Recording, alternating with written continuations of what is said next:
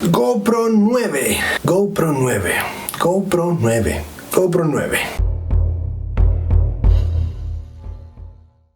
Hace varias ediciones atrás que GoPro se ha ido alejando de ser la cámara de acción para encontrarse con un mercado más amplio, el mainstream, para encontrarse con bloggers, para encontrarse con gente que no necesariamente tiene que pegar esta cámara a un casco o a una bicicleta. La popularidad de GoPro ha crecido bastante, muchísimo, tanto que ahora en su nueva versión ha sacado una edición que ofrece una pantalla para poder verse a sí mismo, mucho mayor resolución. Es una cámara maravillosa, realmente es la mejor GoPro del año, es una de las mejores cámaras de este 2020 sin duda. Este no va a ser otro review de GoPro porque estoy seguro de que a este momento ya has visto bastantes, hay un montón de reviews y todas las especificaciones se pueden ver en la misma página de GoPro junto con un montón de pruebas y fantásticas filmaciones. Personalmente me encanta lo que han hecho con GoPro, me fascina, pero debo hablar de lo que le falta realmente para convertirse en la cámara pluscuamperfecta. Hay algo que todavía, después de 9 ediciones, no puede hacer GoPro, y es lo que hacen las cámaras tradicionales que siguen llevándose la cuota de mercado que no puede abarcar GoPro. Quiero que hagas un experimento conmigo. Coloca tu mano a 15 centímetros de distancia de tus ojos y enfoca la vista sobre tus dedos. Verás con la visión periférica que todo lo demás se pone borroso. Esto es porque tu organismo, tus ojos prestan atención y enfocan sobre un punto. Y esta es una herramienta expresiva muy importante en cinematografía.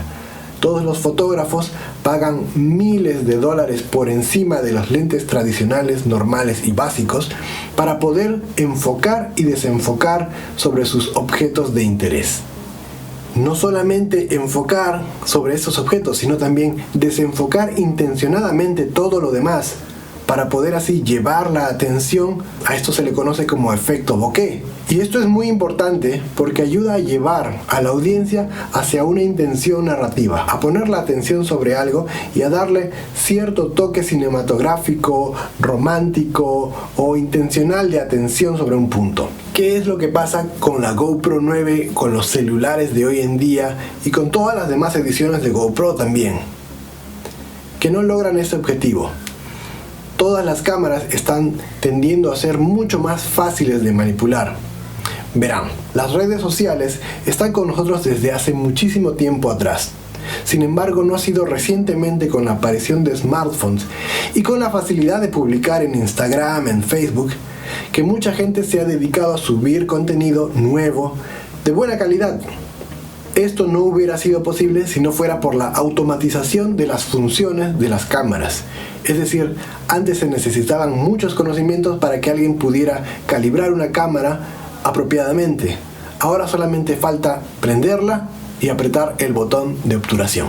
Las especificaciones de GoPro 9 son fabulosas, sin duda. Pueden verlas aquí en pantalla, son bastante superiores a la de sus predecesores. Y creo que hay suficientes videos en este momento como para hacer otro review y hablar de ello nuevamente. Pero espero de que esta opinión te sirva a evaluar un poco qué cámara necesitas, porque no necesariamente números superiores o precios más altos o más megapíxeles van a significar siempre la mejor cámara para ti. La nueva GoPro tiene resolución de 5K y un poderosísimo estabilizador. Todas tus imágenes sin duda van a salir muy bien calibradas, con magnífico color, muy enfocadas y sin movimiento. Los videos que se pueden conseguir con esta cámara son fabulosos y me encanta mucho la idea de la nueva pantalla frontal que ofrece posibilidad de verse a uno mismo mientras habla a la cámara. A pesar de todo esto, GoPro no ha liberado la cámara para poder todavía controlar la apertura. Apertura y distancia focal son dos cosas importantes que se necesitan para poder lograr este efecto de foco y desenfoque, también conocido como bokeh. La apertura es cuánto se abre o se cierra el agujero por donde entra la luz en el lente. Como pueden ver, las imágenes de GoPro salen muy nítidas, igual como las de un dron. Por supuesto, las imágenes que se toman a mucha distancia y requieren una perfección de enfoque no necesitan necesariamente jugar con estos efectos de foco y desenfoque.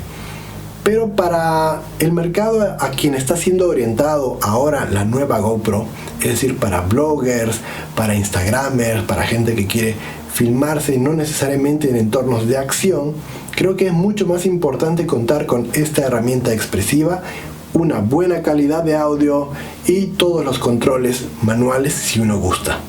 Esta acción de GoPro de todavía no liberar estas opciones manuales hace que se reduzca un poco la capacidad de lo que uno podría estar haciendo con esta cámara. Existe un lente Max que va a salir al mercado muy pronto para la GoPro 9, que va a permitir un poco más de visión, de campo de visión, y darle así al software más posibilidades cinematográficas. Sin duda esta es una excelente cámara y vale la pena tenerla.